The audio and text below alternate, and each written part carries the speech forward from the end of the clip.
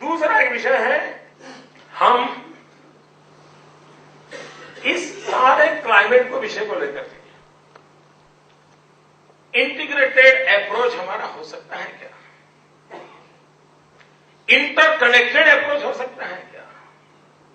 Cumulative effect का हमारी सोच हो सकती है क्या?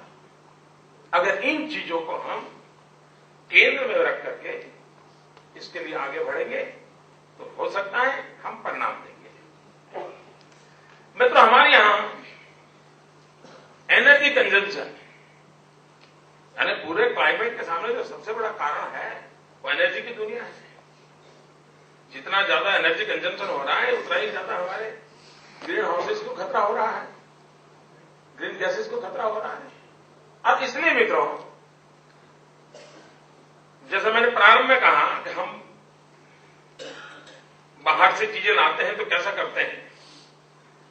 जिन देशों में ठंड बहुत रहती है उनको घर में शीशे की खिड़कियां होना जरूरी है। थोड़ी भी धूप आ जाए तो घर जल जाए। हम लोग हैं जो गर्मी में जीते हैं, इसलिए शीशे की खिड़की बनाते हैं, फिर 3 कर्टेन लगाते हैं, फिर भी गर्म लगता है तो एसी लगाते हैं। देखिए साहब, हम लोगों ने कैसा बना दिया है अपने आप को, कभी सोचिए मित्रों, कभी हम सोचे? और इसलिए आर्किटेक्चर हो, हमारे मॉडर्न डेवलपमेंट के तौर तरीके हो, इन सब में हमारे पूर्वजों ने जो परंपरागत चीजों को हमें विकसित किया है, इसको हमने हमारे देश की मूल परंपराग्रह, और मैं बताऊं ताकत कैसी होती है परंपराओं की। मैं कच्छ में भूकंप आया, उसके बाद कच्छ में गया था। मैं तब तो मुख्यमंत्री नहीं था, मैं वहीं वैसे ये सेवा के काम लोग कर रहे थे तो मैं भी अपना जुट जाता था। ऐसे ही मैं एक गांव में पुनर्निर्माण के काम में लगा था उस समय, किसी एक एनजीओ के साथ, तो वहीं रहता था। उस इलाके में एक दिन मुझे एक माताजी से मिलने की मुझे अवसर मिला, और वो वहां के जो लोग थे उनका कहना था कि वो माताजी की उम्र करीब 106-107 साल होगी, ऐसा वो सब बता रहे थे। और देखने से भी लगता है था कि माताजी 105 प्लस तो होगी, क्योंकि चमड़ी भमड़ी इतनी पतली थी, जैसे पानी पीती है तो दिखता है इतना, और ऐसा शरीर बैंड हो गया था, लेकिन कान साबुत थे, आंख साबुत थी, दांत साबुत थे। तो मैं उस माताजी से बात करने लगा। मैंने कहा, माताजी आपने तो कच्छ में ही रही हो? बोले हाँ, जन्म यही हुआ, जीवन यही बीता, कहीं गई नहीं। कच्छ के बाद मैंने कुछ देखा नहीं है। मैंने कहा तो आपने भूकंप भी देखे होंगे? हाँ बोले भूकंप देखा है, लेकिन बोले ये जो मकान है मेरा वो 3 भूकंप देख चुका है, लेकिन देखिए एक भी उस पर चोट नहीं आई है। क्यों? तो आज जो कच्छ में वो भूंगा जो है, भूंगा मित्रों, ये हमारा आज टेक्नोलॉजी कहता होगा कि भूकंप आता है तो ऐसा होता है, और ये एरिया है। जब कच्छ के लोगों को सदियों से मालूम था कि उनका अर्थक्वेक प्रोन जोन है और वहां का आर्किटेक्चर ऐसा होना चाहिए, और जिनका वो भूंगा टाइप मकान था वो इतने बड़े भूकंप में भी गिरा नहीं था। बाकी जो हम कहीं से आयातिक चीजें लाए थे उसने हमें तबाह कर दिया था। कहने का तात्पर्य यह है कि मित्रों, हम आधी अधूरी चीजों को जब स्वीकार करते हैं, उसको इन टूटों समझे भी ना लेते हैं, तब संकटों को जन्म देते हैं।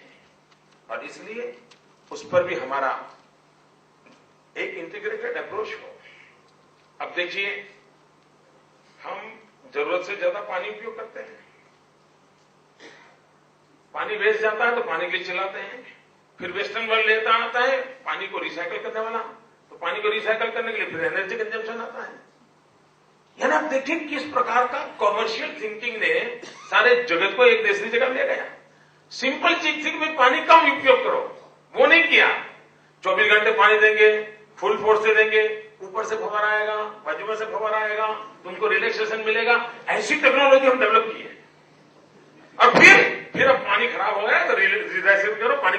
यानी मित्रों, सब जगह पे वैल्यू एडिशन, कमर्शियल मार्केटाइजेशन, इसने हमारे डेवलपमेंट मॉडल को कब्जा किया हुआ है। हम इस मार्केट ड्रिवन सारा जो मॉडल है, इसी को सरेंडर करते जाएंगे तो हम एकदम दवाई लेंगे, फिर उस दवाई से बचने के लिए काउंटर दवाई लेंगे, फिर दोनों के प्रभाव से बचने के लिए तीसरी दवाई लेते रहेंगे। अल्टीमेटली ये बॉडी एक लेबोरेटरी बन जाएगा। इसलिए मित्रों, एक ऑल आउट थिंकिंग, आप इतने बड़े विद्वान लोग बैठे हैं, मुझे विश्वास है कि कुछ न कुछ यहाँ के आपके 2 दिन के सेमिनार में कुछ निकाल के जाएंगे जो देश को नई दुनिया, नई दिशा देख सकता है। मित्रों, हमने कुछ प्रयास किए। मैं यहाँ गुजरात सरकार के एग्रीकल्चर डिपार्टमेंट के काम की चर्चा करना नहीं चाहता हूं, उसमें बहुत कुछ कह सकता हूं और मुझे विश्वास है कि आप लोग जरूर उसको अध्ययन करेंगे। लेकिन एक बात छोटी बता दो, गुजरात गवर्नमेंट ने एक जो मॉडल विकसित किया है वो ये है कि progressive agriculturist, agriculture universities, agriculture department, animal husbandry department, irrigation department, rural development department, इन सबका एक मिलजुल करके काम की योजना बनती है। टुकड़ा भी नहीं होता। मेरे राज्य में 725 एग्रीकल्चर साइंटिस्ट हैं, 225 तालुका है। मैंने हर तालुका में 3 एग्रीकल्चर साइंटिस्ट को कहा, यार तुम्हारा पेपर तो दुनिया में पढ़ा जाएगा, दुनिया तेरी वाहवाही करे, मैं भी तेरी शाबाश कर दूंगा, लेकिन मेरे उस तहसील के अंदर खेत में मुझे तुम्हारा पेपर दिखना चाहिए।